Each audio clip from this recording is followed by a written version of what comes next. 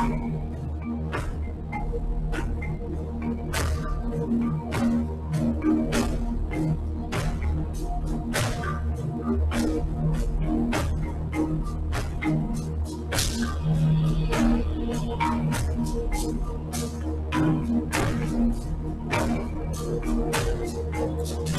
everyone, it's your girl Bebe Clement, the author of How to Go from Employee to Entrepreneur and the host of your weekly business show, Bebe Means Business, the show where we discuss everything you ever wanted to know about business but you were afraid to ask. How do I start my business? How do I raise the finance? How do I grow my business? Where am I going to find my customers? Join me every Tuesday at 1:30 p.m. on Star Radio UK to get all the information and tips that you need to become a successful entrepreneur and become financially free. Remember, don't let life dictate to you. Rather, put your signature on life.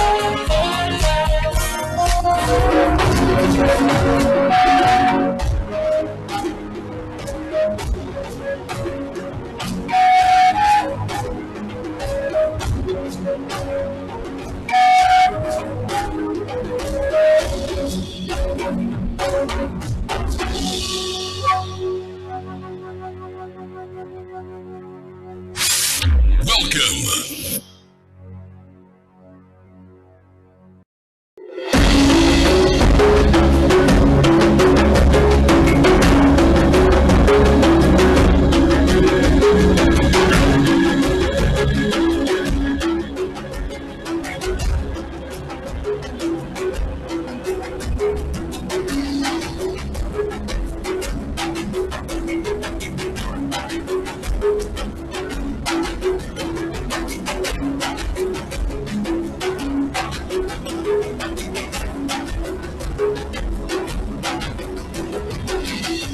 Hi everyone, it's your girl Bebe Clement, the author of How to Go from Employee to Entrepreneur and the host of your weekly business show, Bebe Means Business, the show where we discuss everything you ever wanted to know about business but you were afraid to ask.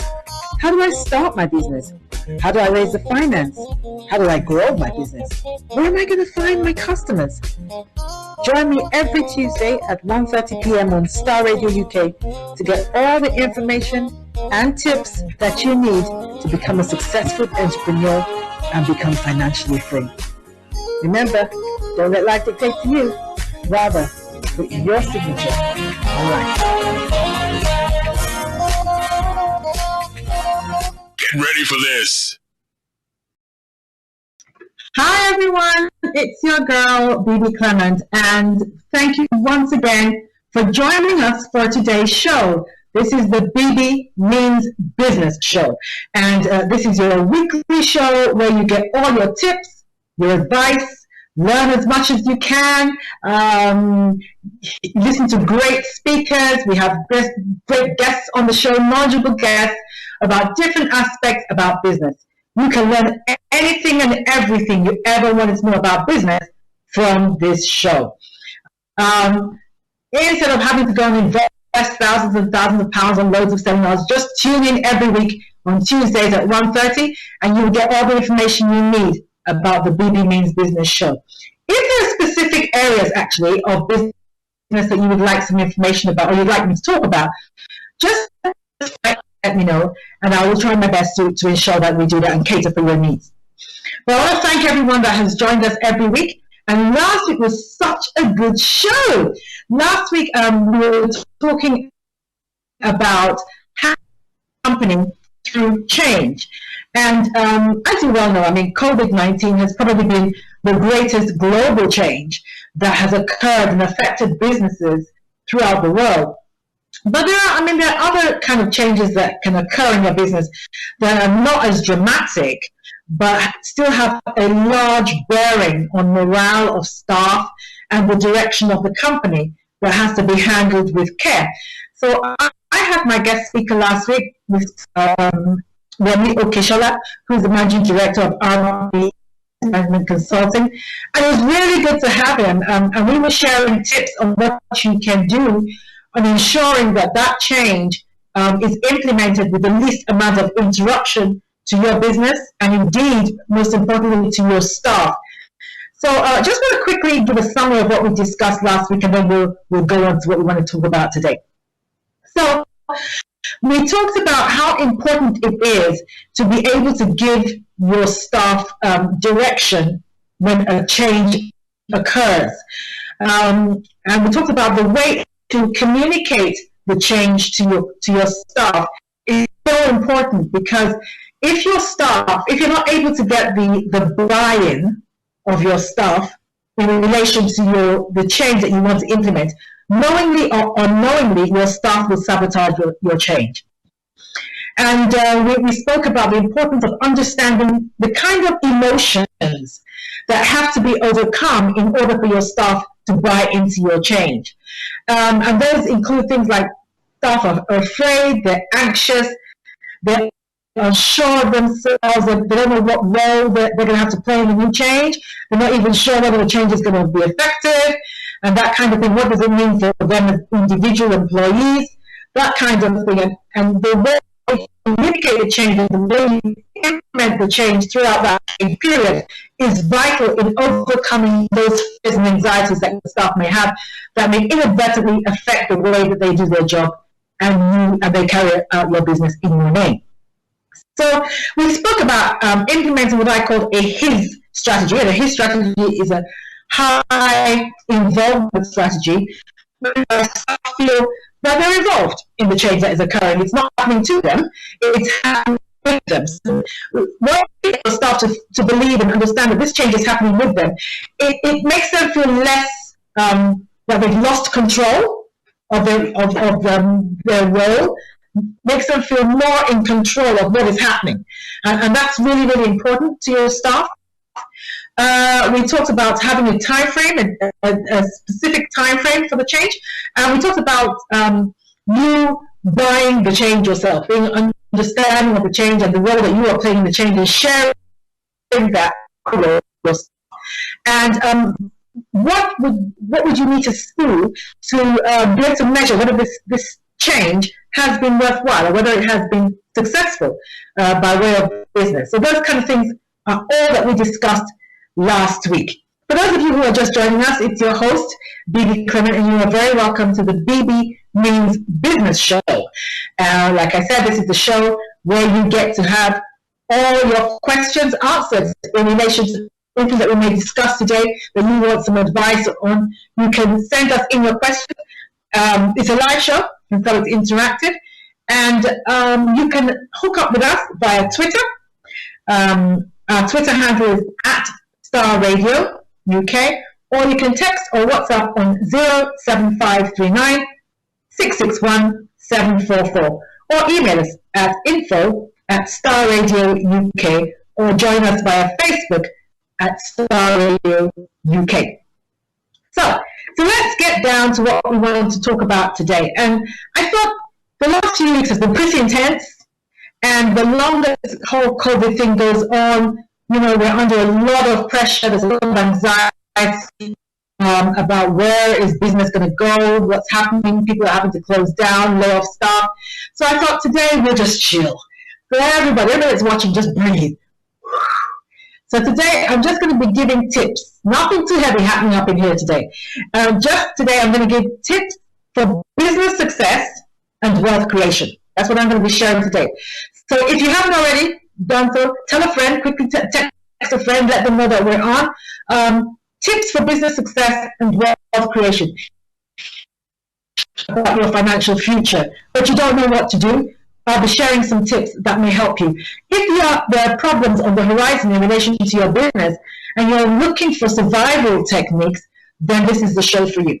Okay, so let's look at some of the tips that I can give you. Right, the first one is something I'm really, really passionate about, and that's collaboration. Collaboration. Now, what has previously happened, particularly in the Black community, is everybody is doing their own little thing in their own little corner of the world. And we're struggling on our own, trying to make it work.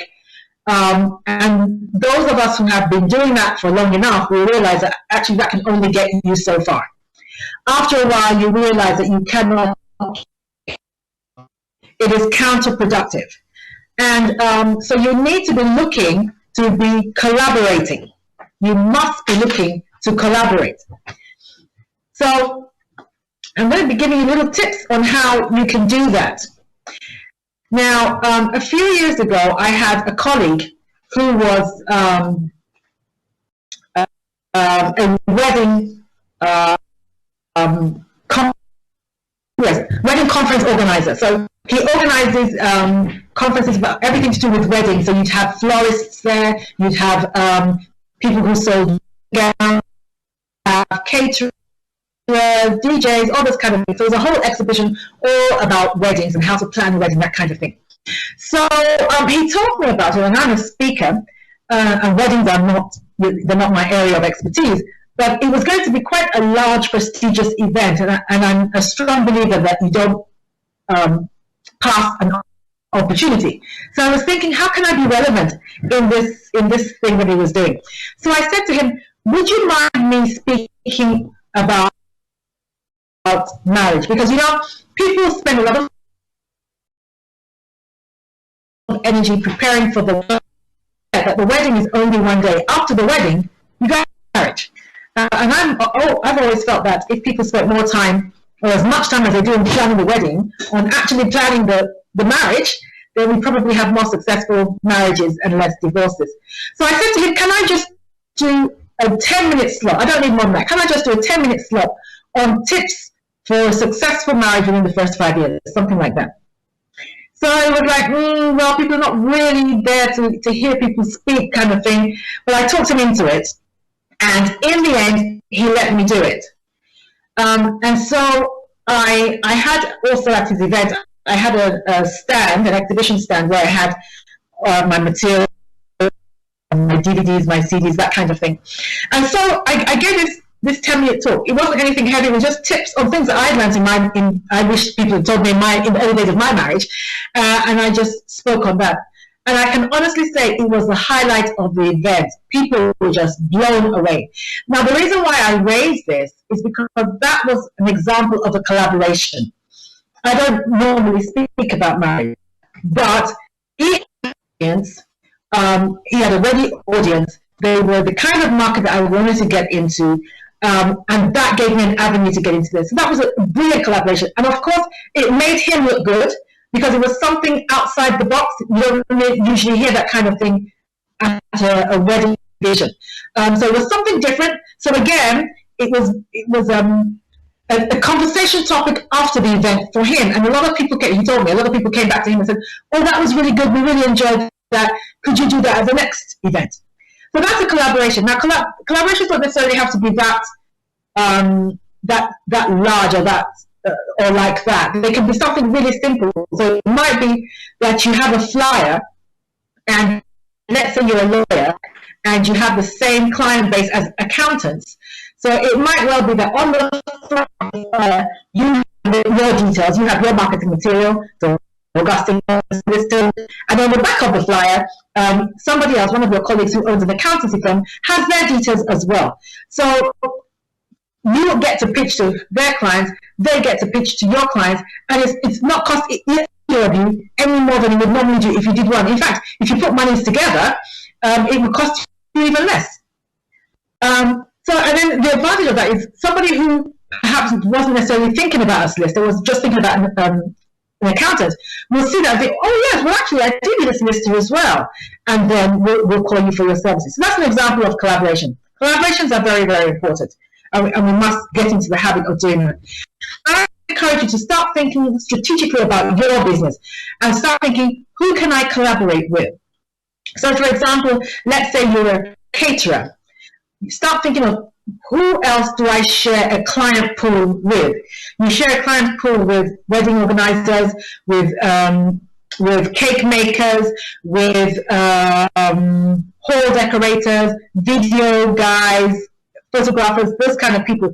That's a whole pool of people that you have the same kind of client base.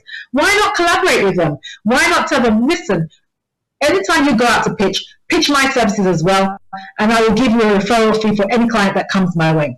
So that's the kind of thing that you need to do. But you need to look for people who are reliable and who are affordable. Make sure you don't have people who will mess up your name or give shoddy service because it will come back and bite you and will affect your customer service. So don't let that happen. But look for people who are reliable, responsible, and reputable and affordable, and collaborate with them. Okay, the next thing that you need to do is I want you to begin to look at your business as a tree. All right, and I'll show you what I mean. Trees, as you know, they grow branches, and on those branches grow stems and leaves and everything like that. I want you to look at your main business as a tree. And your job, I know I've said this in past programs, what I tend to do is to look for one client, deliver a service to that client, and kind of push that client to the side and look for new clients, and that is counterproductive. What you need is repeat business. And the way you repeat business is if you widen the remit of the services that you are able to offer that client. So going back to what I said, that I want you to begin to see your business as a tree and look for how it can sprout. And I'll give you a practical example of some of our businesses. Now, we have a legal magazine called Law Digest. And that magazine is a premier magazine for African lawyers globally. So in the magazine, we have legal articles, we have companies that advertise in it, that kind of thing. We have adverts and stuff like that. So on the back of that magazine, because it's aimed at African lawyers, we decided to start doing conferences, legal conferences in Africa. So the main business was the magazine. Now it's beginning to get branches. So we started doing an annual conference in Africa. Now the conference topic that we chose was asset recovery and international litigation. And so even though the magazine itself is aimed at lawyers, but the conference has a wider remit. So the conference also engaged accountants, asset managers, finance houses, banks, professional associations, those kind of people, government agencies, all those kind of people. So now, even though it's a legal conference, we now have access to a wider group of clients. So can you see how something that started as a magazine, that was the main business, that's the tree, now grew branches, and not only did it grow branches, it now catered for a wider group of people, not just lawyers. So the original target audience was lawyers, but now because it's growing branches, it is appealing to other groups of people. Now, those people that attend the conference, of course, they pay to attend the conference. People want to speak at the conference, they pay to have a speaking slot at the conference. So that's another income stream. Then we have people who have exhibition stands at the conference. They want to plug their products and their services at the conference. They pay to hire those exhibition stands as well. Then we have sponsors of the event because it looks good. It's very reputable. We have a very good name. So they want to be seen to be associated with our brand. So they want to sponsor the event. We have law firms from all over the world, actually, that come along and they want to sponsor the event. Not just law firms, we've had property companies, we've had banks and all those kind of people try sponsor the event. So again, that's another income stream. So something that started just as a magazine grew into something that we could never have envisaged, now catering for a completely different set of people. Completely different set of people, and in the process attracting and establishing different income streams from there. From that, we then decided, okay, let's have an award night in recognition of lawyers who are doing something noteworthy, something of worth in their different jurisdictions, at developing the legal profession in their particular jurisdiction or their country. So we do that now. Every year we have an award night for African lawyers in Africa. And again, that has started another income stream because, of course, people pay an entry fee to come in. We have sponsorship. Again, that's another another income stream. Again, we have people who have exhibition stands. That's another income stream. We are able to facilitate meetings because a lot of companies come from the West and go to us. So they're able to facilitate meetings, and we charge a fee for that because they need to know who they can meet with in Africa, who they can collaborate with, who's who. We know who's who. We know who's worthy of your time. We know who will make a good collaborator for your business. So we facilitate meetings for them, and we get paid for that as well. So can you see an example of how once you begin to look at your business as a tree that must grow branches, your brain will begin to go into areas, it will go into overdrive and begin to think of things that you would never have normally thought of if you just have tunnel vision in relation to your business. Okay, so the next thing is a lot of people are under the misconception that in order for them to do well in business, they have to have some new, innovative, out-of-this-world idea that nobody's ever thought of before. And believe me, nothing could be further from the truth. You can just put a new slant on an old idea. It doesn't have to be something new. Let's go back in time. I'll give a couple of examples, but let's go back in time. Let's look at McDonald's. Now, McDonald's was bought over by Ray Kroc in 1961. And McDonald's in itself existed before he bought it over. But even before, irrespective of McDonald's, what were they selling? They were selling hamburgers. So hamburgers, of course, existed outside of McDonald's. There were hamburger stands all over the place.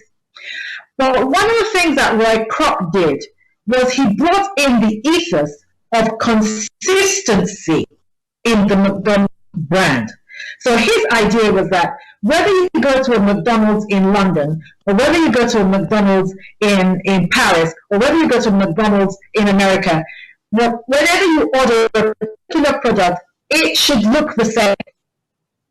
That's what he wanted, because until Roy Kroc did that, that wasn't what was happening. If you ask for a beef burger, you're not sure you were going to get here, and there was no uniformity. But he brought in the ethos of consistency and uniformity, and that is what took McDonald's global, and that is what has been responsible for its global appeal and its success. So the point I'm trying to make is that hamburgers existed before Roy Kroc came along. He didn't, invent the hamburger, but he just put a new slant on an old product or an old concept. Okay, so that's what you need to be able to look at. How can I do something differently as opposed to how can I do something new? It will save you a lot of time, to be honest, if you're able to do that. Now, you must establish your USP, and you've heard me speak about USP before, your unique selling point. And your USP is this. This is how you establish it. If two or more people are selling the same thing, what would make them buy from you rather than buy from me? In other words, what differentiates you in the marketplace? What makes you stand out? What will give you that little bit of in the marketplace? Now, I'll share a couple of my USPs. One of my USPs is the fact that, one, I'm a black woman speaking about wealth creation and entrepreneurship. There are not a lot of black women, not a lot of women, for the start, and definitely not a lot of black women that are occupying my space. So that is my USP. And in this, I have found, particularly in this moment that we're in, this era of Black Lives Matter, suddenly people who would not have given me the light of day maybe a year ago, maybe even 6 months ago, are suddenly back and wanting my services, are willing to pay, pretty much asking me to name my price, because that is my USP. My USP is that I'm a black woman in the speaking industry, and I speak about wealth creation, and I speak about leadership, that kind of thing. And so now that they need that, they're banging on my door. So you need to look at what makes you different, what differentiates you. And can I say this? Oftentimes when I say this to people, people think I'm talking about price. That's not what I'm talking about. When it comes to competition in the marketplace, you don't necessarily have to compete on price. If you are doing a service that adds extra value to people's lives, they are willing to pay for it. It really doesn't matter whether it is just that little bit more expensive. There's nothing like a product that's too expensive. There's nothing like that. You just have to find your client base. There's nothing like a product that is too expensive. So that's about your USP. So let's talk about learning to communicate. Now, you know, I've done about this a lot, but I do that for a reason. As a business person, you must learn to communicate well, particularly in public, about your products and your services. You must learn to communicate clearly, confidently, and consistently about your products. You must be able to do that. Speak in a manner and in a language that your target audience will understand. When I say a language, I'm not talking about whether it's English or Russian or that kind of thing. Speak in a manner that caters for your clients, whoever your target audience is. So speak in a manner that influence them, because that's what we're doing now, influence them into buying your products or your services. If, for instance, you are speaking to young people, then speak their language. All right? Go to where they are on the internet, that kind of thing, but speak their language. If you are speaking to single parents, for instance, if your product caters for single parents, then speak the language of single parents. Okay? So that's the kind of thing. You need to be able to speak confidently about your product. So in order to speak confidently about your product, you must understand your product inside out. You must understand your industry inside out. Don't be the kind of person where I ask you 3 questions about your product and you're umming and you're eyeing and you're telling me you'll get back to me. That does not breed confidence. So you must know your industry inside out. You must be convincing enough to influence me to go and buy your product. You must be convincing enough, and you must be consistent. Your message must be consistent. If you are promoting a high ethos of customer service, then that customer service must be consistent. You mustn't keep falling down on dropping the ball where your customer service is concerned. Okay? So those are the kind of things that you need to do. Now, you need to be a spotter. You need to be a trend spotter. Now, what do I mean by this? I think entrepreneurs are visionaries. I really do. They see what other people don't see. And they're not locked into the moment. You see, a lot of people still dealing with the past. And I'm speaking not just generally with life, but that is true of life, but also in business. Oh, this is the way we've always done it. This is the way we've always done it. So they're locked into that mindset. Others can only today. So, well, this is how we're doing it now, so we'll keep doing that. But I think that real entrepreneurs that have that spirit, that real spirit of entrepreneurship, they're visionaries.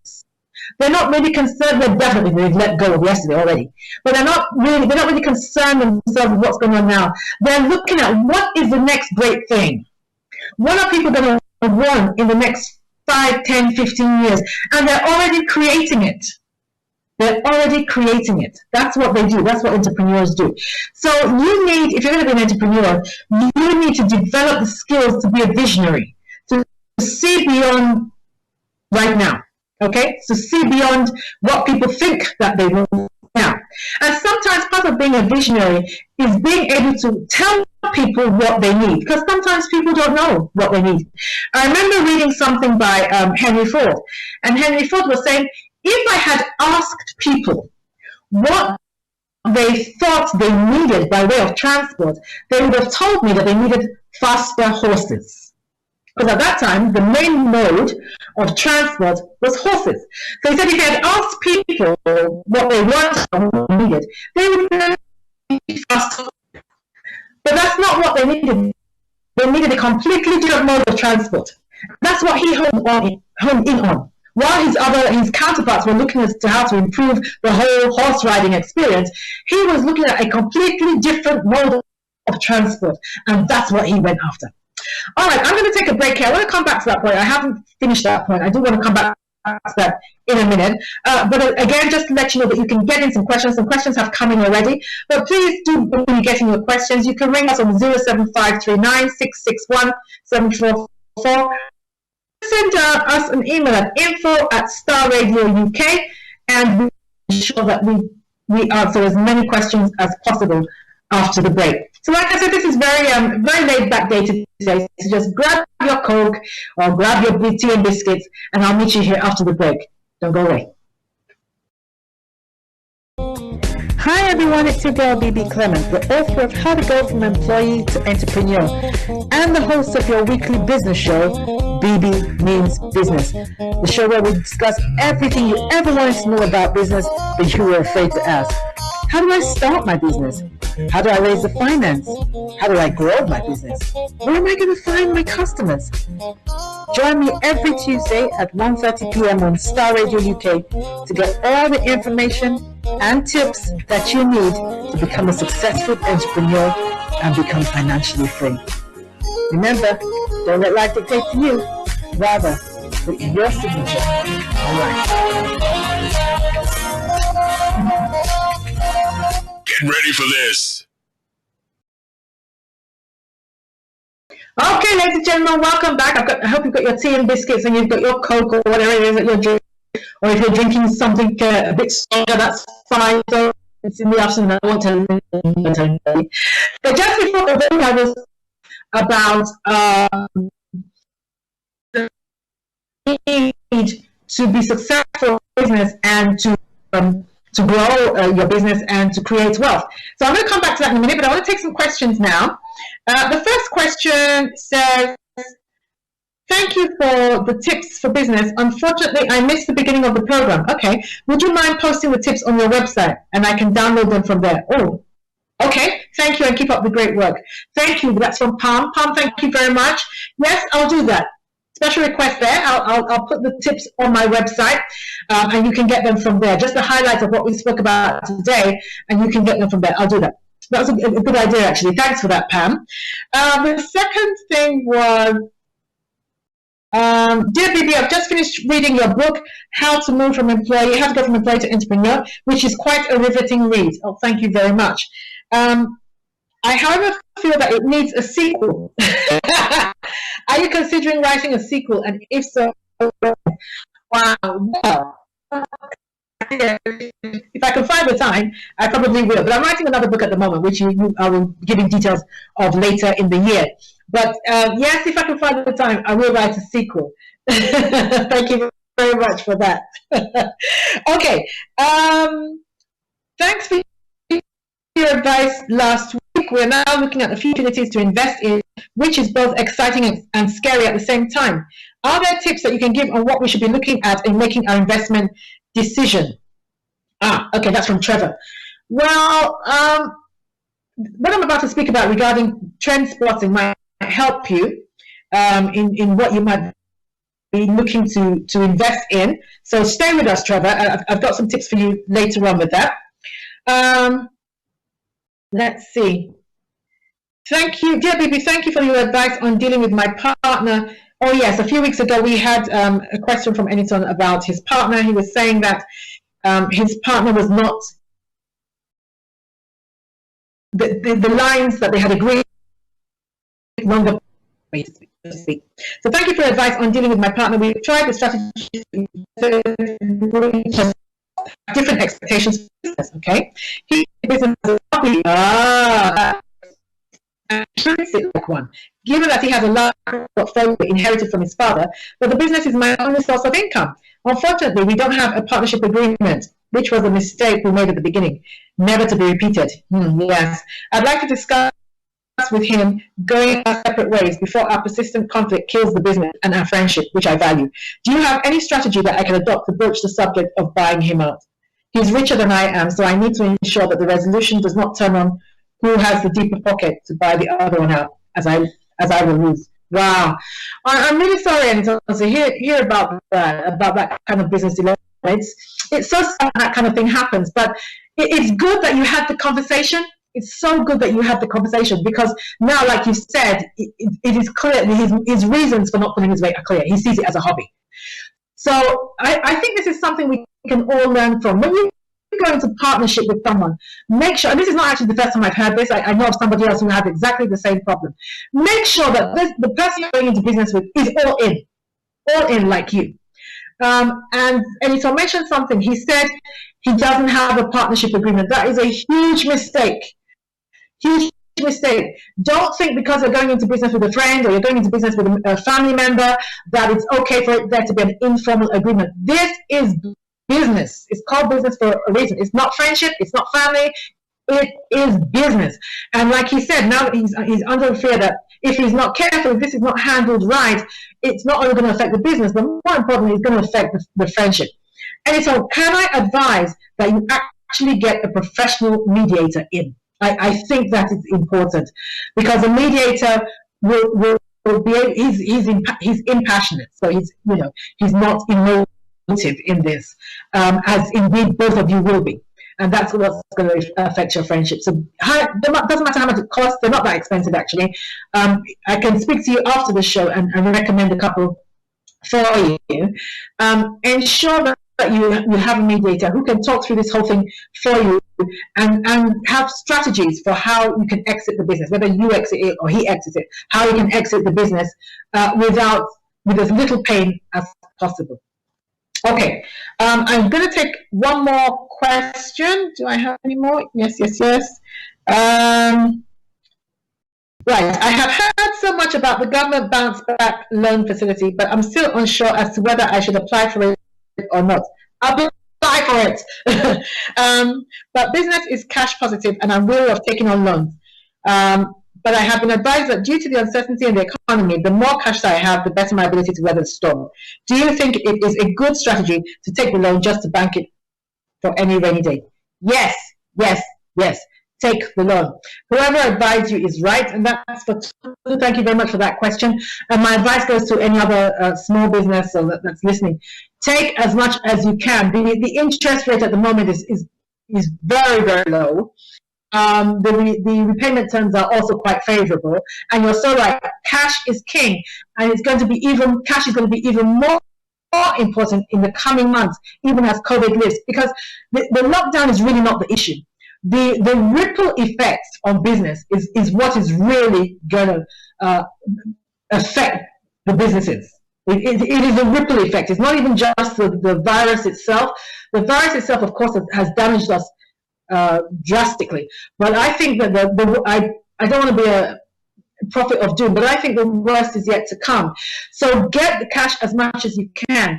And if you can find something else to invest it in that will yield an interest while you're waiting to decide what to do with it, then do that. There's no point in it just sitting in the bank. But yes, get as much cash as you can because you don't know how long this is going to last. And for instance, if you're a company that is currently being propped up by furlough, once furlough is lifted or removed, I'm finally getting a call from a potential client earlier today whose employer has had to lay him off because they're anticipating that furlough is going to lift and they don't have enough work to keep him on.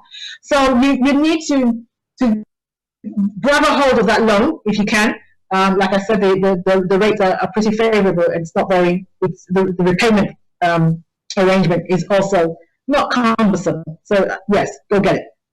Okay, so back to what I was saying earlier, being a trend spotter. You must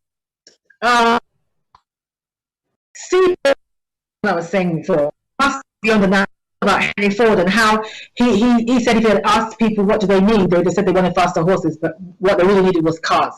Now, if you if you take somebody, for me it seems like yesterday, but now it's a long time ago, the guy that owns Carphone Warehouse, Charles Dunstable. Now, Charles Dunstable, when I first came to the UK in 1989, there was nothing like mobile phones. We didn't have that here. And I think about a year later, he went to, I think he said it was Norway, and he saw people with mobile phones. Now, mobile phones at the time were only owned by companies or industries, and they were very large things. There was nobody operating in the personal telephone space. So he saw them in Norway, and he thought, wow, this technology is really going to catch on. So he bought a dozen, and he came back to the UK. And at the time, because other people were not visionaries, it took him, I think it took him 6 months to sell just 12 handsets. But after a while, people began to see the importance of this technology. That, man, I can make phone calls on the go. Because prior to that, if you were out and about, you had to queue up in the telephone booth. I mean, it seems alien to our children now, but that's what used to happen. You had to wait outside the telephone booth for somebody to use it if you were out and about, because there was nothing like a mobile phone. But he was a visionary, and he knew it was going to catch on. And so he started buying mobile phones. And then after a while, he set up Carphone Warehouse. And Carphone Warehouse was sold, I think, for 1.3 billion, 1.2 or 1.3 billion, which made him one of the richest men in the UK. Why? Because he was a visionary and he was looking towards tomorrow. So as an entrepreneur, that's what you need to be doing. Now, I want you to also make sure that you're networking. And when I say networking, I don't mean in this situation, I mean, I've done a show on networking and I gave tips on how to network. But I mean, join networking groups. Don't just attend networking events, but actually become a member of a networking group. It shows commitment, and where there's commitment, people are more likely to help you. Another kind of networking group that people often don't think about, but I think is vital, and I have one, I run one, is a mastermind group. Now, a mastermind group is really just where a group of people, in the business context, a group of business people come together and they put minds together and they just problem solve. So the one that I lead, we meet every 2 weeks and we meet for an hour. We have 10 members. And it's not like a networking group where you're looking for business. That's not what we're doing, although inevitably you will get business as a result. But what we do is we problem solve. So each person says what issue that they're dealing with in their business right now, and all the other members help them solve it. So it might be you want to expand into a particular area that you know nothing about. Somebody else knows somebody in that industry, they will connect you, they give you their details. It might be that you're revamping your website, you're not sure what to put on it. We all have a look at the website, we all give our opinion, and you would amend your website based on what we've said. Those kind of things. So a mastermind group, look around, go online. A mastermind group is vital for people who are serious about business, because business can be lonely and you don't have all the answers. So being around people who are going in the same direction as you is an advantage, but people who can sharpen your iron and you can do the same to them is so crucial to your business success. So ensure that you network and join a mastermind group if you can. I mean, there are so many advantages. You get industry tips. Of course, your knowledge increases. Opportunities arise. There are opportunities that happen that we don't bring to the public domain. We don't. We just do it amongst ourselves. So you get, well, I don't use the term insider information, but you get information that's not necessarily available to everybody. And those bits of information can make or break your business and can catapult you into business success. So it's important that you're around the same kind of people who are going in the same direction as you. Okay. And again, because you don't know who they know, when you look at somebody, don't see just them. See a whole network. See them as a door, because you don't know who they know. You don't know who they know. I mean, some of them, the people that I have met that you would not think have major connections, their network is unbelievable. Unbelievable. I remember last year there was a lady I knew who heard me speak somewhere, and she was really impressed with the way I spoke, and she said, "There's somebody I need to meet." And I mean, there was nothing majorly fantastic about it. She said, there's somebody I need you to meet. The person she introduced me to, oh my God, the network that guy had. And he opened a whole door to me in Africa, where my services probably would never have been heard of. My association with him has opened all kinds of doors for me. So yes, it's really important. Okay, now you need to keep your overhead low and your profit high. Keep your overhead low and your profit high. I'm always thinking of what can I do without? What can I do without? What can I remove by way of cost? So if you're just going into business, for instance, you need to be cutting out your overhead as much as possible. So look at something like Uber. Uber does not own, even though it's a taxi company, Uber does not own a single taxi. Now, they could have done it the traditional way and gone and bought a fleet of taxis, but they do not own a single taxi. Airbnb, that provides space for you, places where you can stay, short stays in different countries and for your traveling and stuff like that. They don't own a single hotel or a single B&B. They don't. So their overhead is minimal. Minimal. So once your overhead is minimal, that means the more money you get to keep. So you need to be looking at ways in which you can do business that keeps your overhead low. Take a leaf out of their book. Make your business one that provides a platform. So think about that. I don't know what it is that you want to go into. It might just be cakes. Let's say cakes. You want to be selling cakes. Perhaps just providing a platform for different people to be able to showcase their cakes is what you need to be doing, rather than going to get a shop where you have to have customers come to your shop to order your cakes. That kind of thing. So that's keeping your overhead low and your profit high. Now, this is an important one, I think. Connect with young people. Connect with young people. Now, this is important, particularly if you're anything over 40, I would encourage you to do this.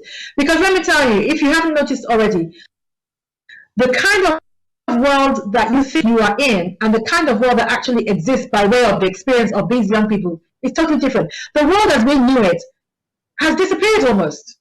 It has disappeared. The things that these young people, I was speaking to one of my mentors this week, and we were discussing this. The things that these young people are doing, but specifically by way of technology, is scary. You know, the whole concept of you slugging away for years and years and years at your business idea is becoming alien to them. There was my mentor was telling me about a young lady that she knew who was in her early 20s, who was trying to get a job. I think she studied architecture and she was trying to get a job, but she couldn't. So in the meantime, in her spare time, she's very fashionable. So she has these crazy hairstyles and she's very fashionable. So she likes to take pictures. So she'd take pictures and she'd post them, and then she'd go somewhere and talk about where she was, and then talk about the clothes that she was wearing, and online. She was doing this on Instagram and online.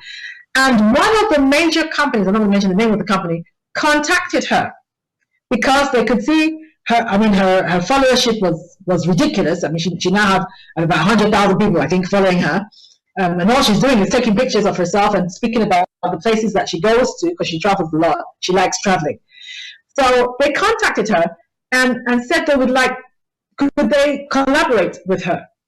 Because collaborating with her means that they now have access to 100,000 people. And so they did. They collaborated with her.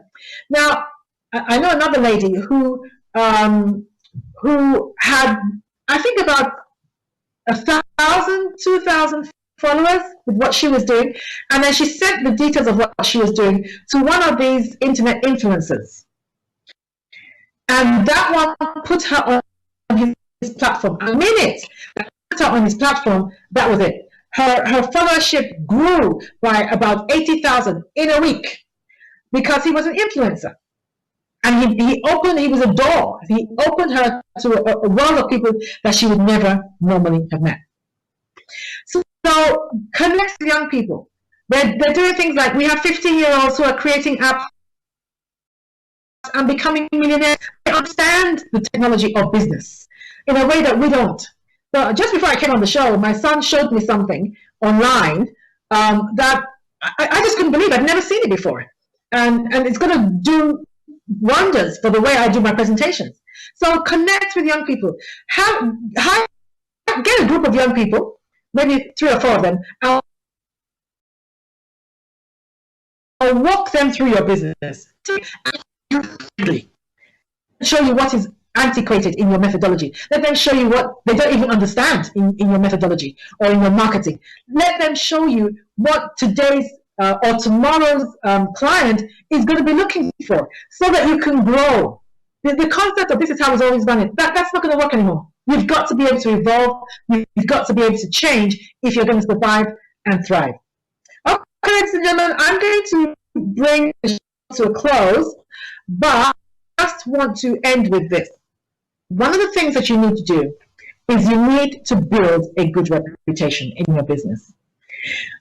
Your customer service must be top-notch as a given, not as an add-on, as a given. It must be top-notch.